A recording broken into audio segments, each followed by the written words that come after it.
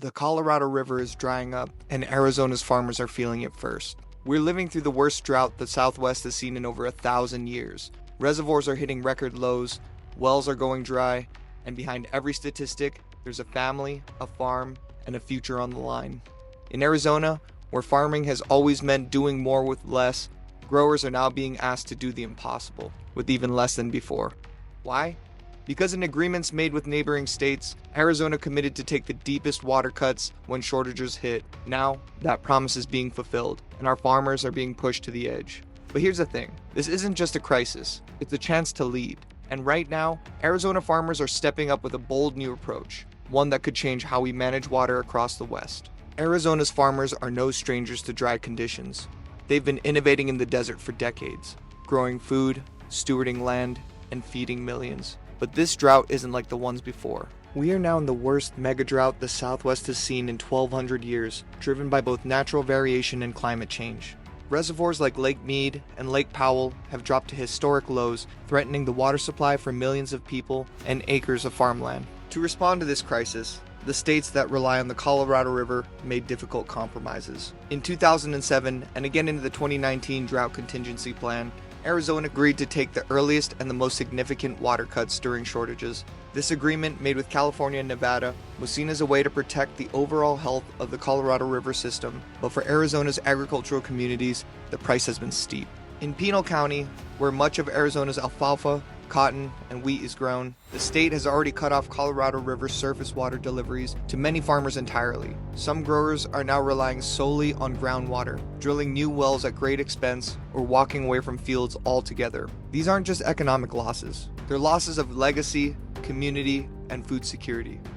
And although many farmers are eager to conserve water and adapt to new realities, they often lack viable systems and tools to do so at scale. Arizona has long been on the front lines of water scarcity, and now it's time for Arizona to lead the way in innovation too. In the face of deep cuts and historic drought, farmers are stepping up with a bold new idea, one that protects water, empowers agriculture, and can be replicated across the West.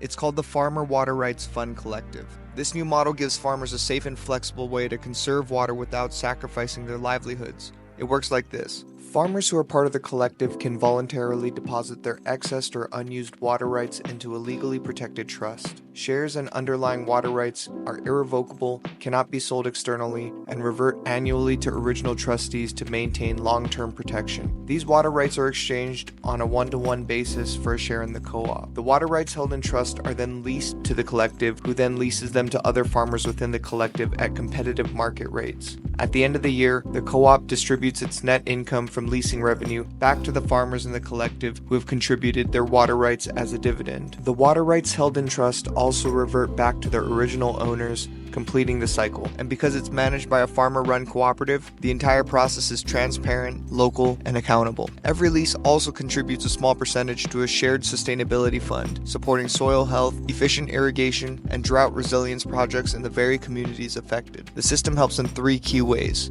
Number 1, conservation is rewarded, not penalized. Number 2, water stays in agriculture, rather than being lost to non-agricultural or out-of-state uses. Number 3, and rural communities retain control of their most vital resource. We're launching the collective right here in Pinal County, where the impacts of the Colorado River cuts have hit the hardest. But the beauty in this model is its scalability. From California's Central Valley to the Rio Grande Basin, this approach can empower farmers anywhere drought and water scarcity collide with outdated policies. It's not about fighting over less, it's about doing more with what we have, together. This isn't about one country or one crisis. It's about how we respond together to a new era of water scarcity.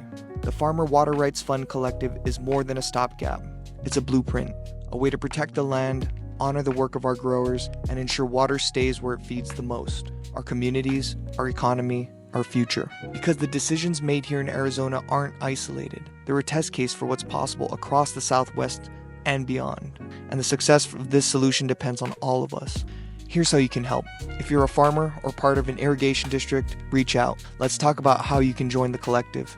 If you're a policymaker or funder, support farmer-led drought resilience strategies that keep water in agriculture. And if you live in Arizona or anywhere in the West, share this story. Talk about it. Help share the future of food, water, and farming. Most importantly, we want to hear from you.